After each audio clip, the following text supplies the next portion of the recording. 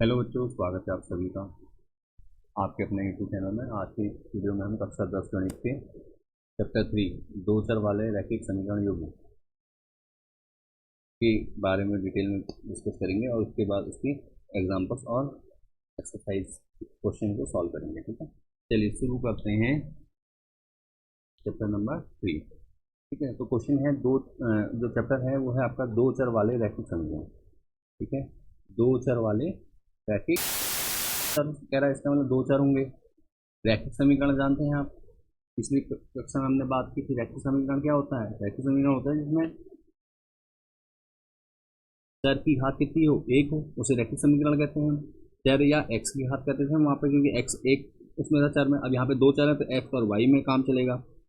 ठीक है, ये ध्यान दीजिएगा, दिखा देता हूँ मैं आपको।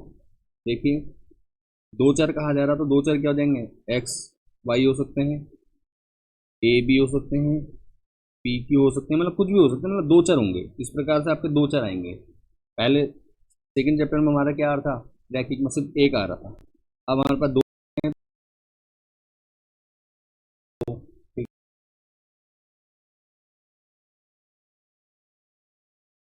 होते हैं आपके, और वन होती थी। ठीक है,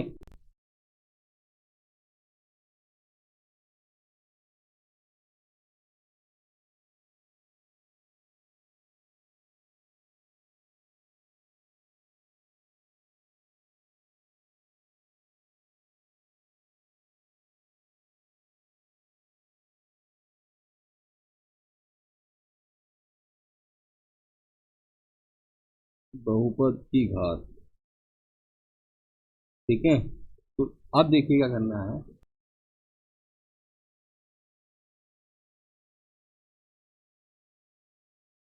ठीक,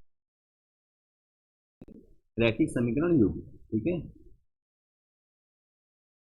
आगे बढ़ते हैं। इसमें क्वेश्चन में क्या है इंपॉर्टेंट, देखिए इस टाइप से दिया होगा आपको क्वेश्चन, तो इस प्रकार से बनेंगे। देखिए यहाँ पे देखिए एक्स और वाई की फॉर्म में दिया हुआ है, इक्वल टू समथिंग दिया हुआ है। ठीक है,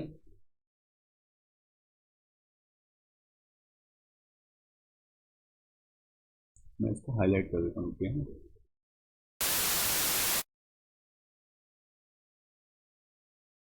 तो हाईलाइट कर देता हूँ।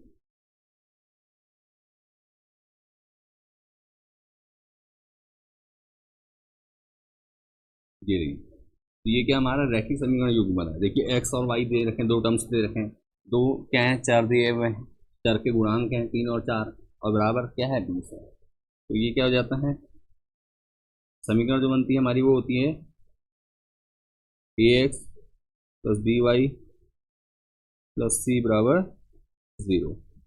ये हमारी क्या होती है, फंडामेंटल फंडामेंटल कह देंगे इसको, क्या है हरी में, a x plus b y plus c क्या बराबर 0। ये क्या होगी, मूल समीकरण होगी, मूल समीकरण कह देंगे आप इसको। ठीक है, इसी के बेस पर हम क्या करेंगे, क्वेश्चन सॉल्व करेंगे आगे। तो हमें पता होना चाहिए क्या होता है। जैसे वहाँ पे क्या थी, a x square plus b x plus c बराबर 0 थी ना। चैप्टर 2 में ये क्या था, द्विघात बहुपद के लिए द्विघात त्रिपद होते थे। ठीक है, ऐसी क्यूब के लिए होता था a cube plus b x square plus c x plus d बराबर 0। ये हम पढ़ चुके हैं, नहीं देखें तो आप पिछली वीडियो में जाके देख सकते हैं, आपको आई बटन पे या डिस्क्रिप्शन में लिंक मिल जाएगा। ठीक है, आप डायरेक्ट वहां से जाके देख सकते हैं।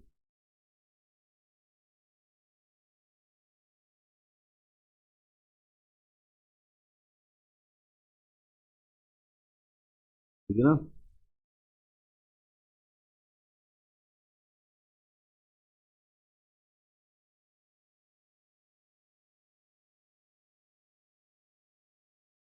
जब तक ये तो इनको मैं हटा देता हूँ, इनकी जरूरत है नहीं आपको। अभी आपको समझना है ये ए एक्स प्लस बी वाई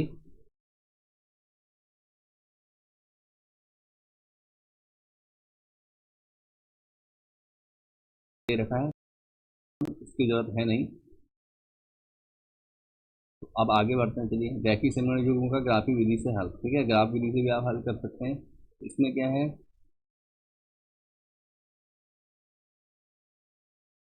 एक चीज तो ये आप देखिए, एक रैखिक समीकरण युग्म जिसका कोई हल नहीं होता, ठीक है, जिसका कोई हल नहीं होता तो क्या कहलाता है? रैखिक समीकरणों का असंगत युग्म कहलाता है, इनकंसिस्टेंट कहलाता है, ठीक है। असंगत को कहते हैं इनकंसिस्टेंट, ठीक है। एक रैखिक समीकरण युग्म जिसका कोई हल नहीं होता रैखिक समीकरणों का असंगत युग्म कहलाता है। अब देखिए, जिसका हल नहीं होता गया ना, जिसका हल नहीं होता तो वो क्या है? असंगत हो जाता है, असंगत युग्म। और आगे देखिए क्या लिखा हुआ है, एक रैखिक समीकरण युग्म का हल होता है रैखिक समीकरणों का संगत कंसिस्टेंट युग्म कहलाता है, ठीक है। ये हो गया आपका सेकेंड।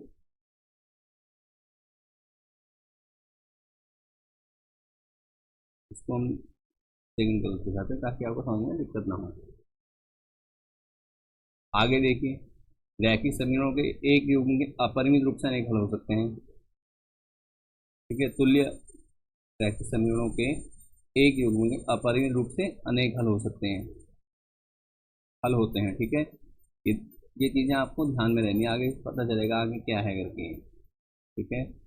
ये समझना पड़ेगा आपको, जब आप इनको समझेंगे तभी आप आगे अच्छे से क्वेश्चन समझ भी पाएंगे और कर भी पाएंगे। तुल्य रैखिक समीकरणों के एक युग्म के अपरिमित रूप से अनेक हल होते हैं। इनको डिटेल में मैं अभी क्वेश्चन जब कराता रहूँगा तो आपको समझ में आते रहेंगे, ठीक है। ये एग्जाम्पल में कराते टाइम उस समय आपको डिटेल में पता जाएगा इनके बारे में। एक युग्म को दो चरों के का आश्रित युग्म कहते हैं, डिपेंडेंट। ये एक युग्म को दो चरों के रैखिक समीकरणों का आश्रित युग्म कहते हैं, और ये क्या होता है? सदैव संगत होता है, ठीक है। इसकी शायद जरूरत ना पड़े आगे, चलो देखते हैं, आगे बढ़ते हैं।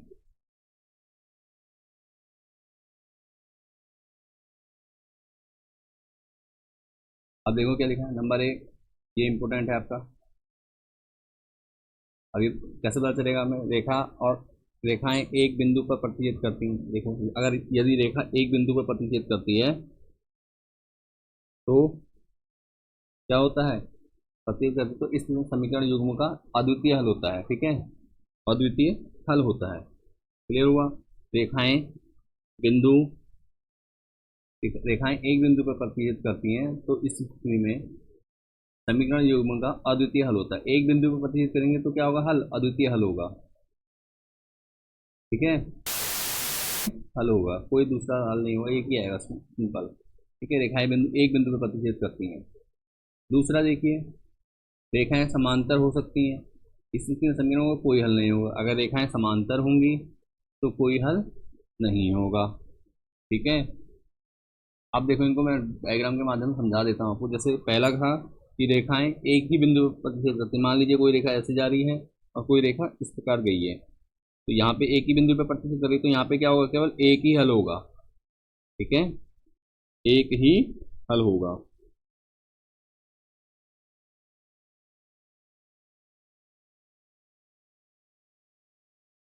यहाँ तक समझ में आ रहा होगा।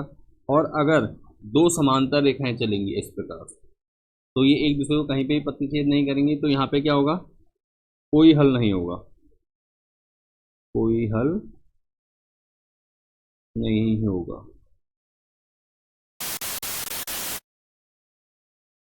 ठीक है, कोई हल नहीं होगा। आगे देखिए, देखिए ना, कोई हल नहीं होगा। इनको हाईलाइट कर देते हैं आपको।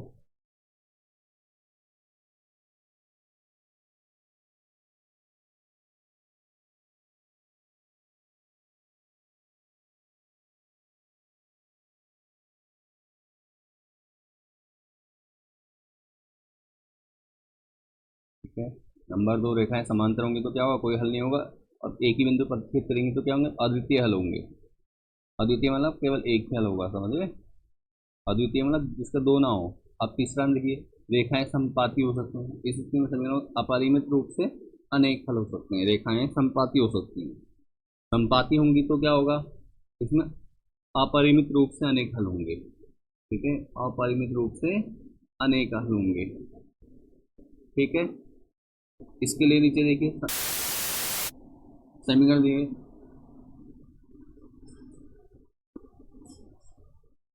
इसके लिए फॉर्मूला है, फॉर्मूला मैं आपको समझाता हूँ, ठीक है। फॉर्मूला दे रखे हैं, क्या है? समीकरण दे रखी, पहले तो समीकरण नोट कर लेते हैं। X minus 2y equal to 0 है। और इसी के साथ कौन सी समीकरण, दूसरी समीकरण है, इसको दी गई 3x 4y -20 इक्वल टू 0। ठीक है, रेखाएं प्रतिच्छेद करती हैं। अब इनको सॉल्व करके क्या लिखा है इसमें खुद ही कि भैया ये रेखाएं क्या कर रही हैं, प्रतिच्छेद करती हैं, समपाती हैं और समानता है। ठीक है, इनमें x और y के मान निकालने हैं आपने, सिंपल सी बात ये। ठीक है, आइए अब इन सभी तीनों उदाहरण को a1/a2, b1/b2 और c1/c के मान देखिए, जिनकी तुलना करके a1 b1 टेबल जो हमारी काम की है ये है। तो क्या अगर a1/a2 नॉट इक्वल टू 0 होता है, या not equal to b1/b2, sorry b1/b2, a1/a2 not equal to b1/b2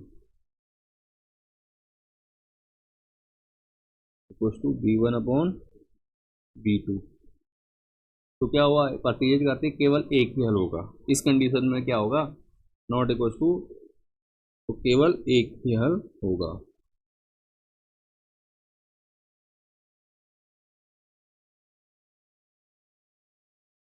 केवल एक ही हल।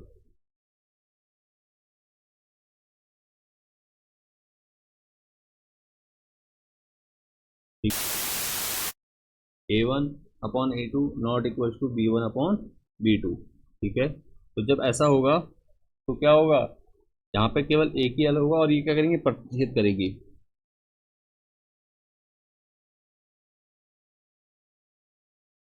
ठीक है,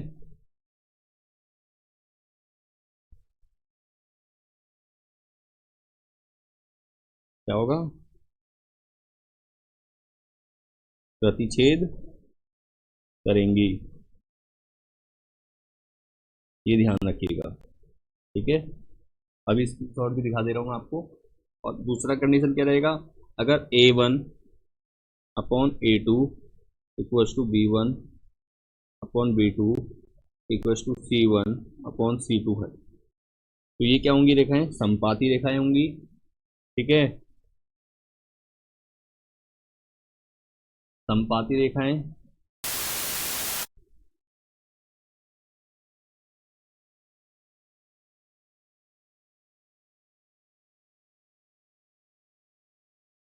ठीक है, समझ में आ रहा है। और क्या होंगे, अपरिमित रूप से अनेक हल, अपरिमित रूप से अनेक हल। ठीक है, जब अगर तीनों बराबर आ रहे हैं, तीनों मान, ठीक है, तीनों गुणांकों की वैल्यू क्या हो रही है, बराबर आ रही, तो क्या होंगे, अपरिमित रूप से अनेक हल होंगे। समझ में आ रहा होगा यहाँ तक। अब है कंडीशन क्या, a1/a2 बराबर b1/b2 नॉट इक्वल टू क्या हो जाएगा, c1/c2। तो ये क्या होंगे, ग्राफ क्या होगा, ग्राफ बनेगा,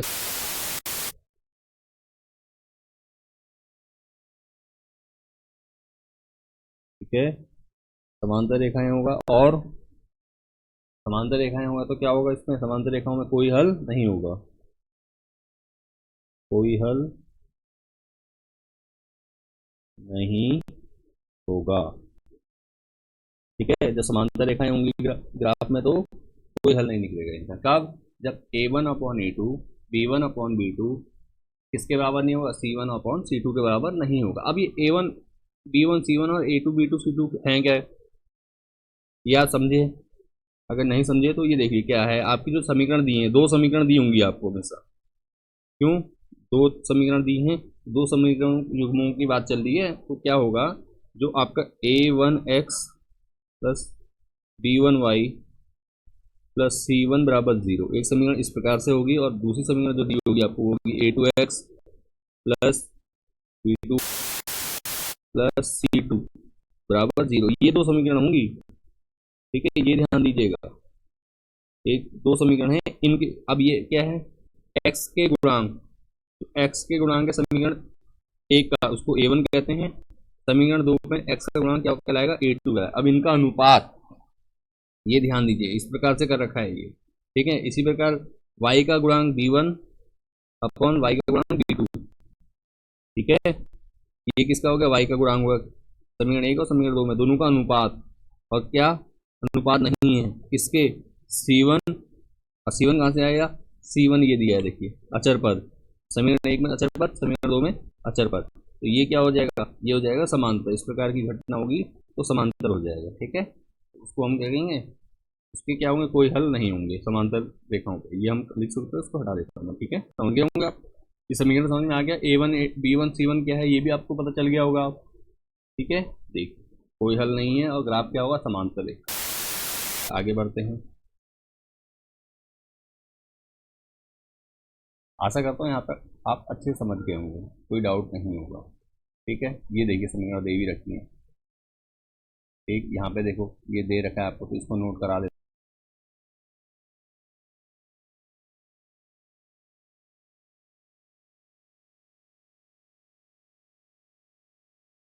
दोनों बराबर नहीं होंगे, a1 upon a2, b1 upon b2 बराबर नहीं होंगे, समपाती होंगी तो तीनों बराबर होंगे, ध्यान देना,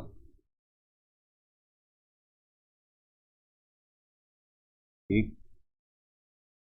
और अगर आपको इन सभी फॉर्मूलों की डायरेक्ट पीडीएफ चाहिए तो आप वेबसाइट में जाके डाउनलोड भी कर सकते हैं फ्री ऑफ कॉस्ट, ठीक है। फ्री ऑफ कॉस्ट मिल जाएगी आपको, फॉर्मूला मेन्यू में जाकर आप आराम से इसको डाउनलोड कर लीजिए। बस अपना ईमेल नंबर और मोबाइल नंबर आप अपलोड कर दीजिए, या व्हाट्सएप जुड़ के भी आप हमसे ले सकते हैं, ठीक है। इसका कोई चार्ज नहीं रहेगा। हर चैप्टर वाइज जितने भी आपके फॉर्मूले हैं क्लास 10 के, कक्षा 10 के गणित के, वो हम सब आपको प्रोवाइड करा देंगे, ठीक है। तो आपको ज़्यादा इधर उधर भटकने की या नोट करने की जरूरत नहीं पड़ती, आप सिंपल पीडीएफ का प्रिंट निकाल के अपने पास रख सकते हैं।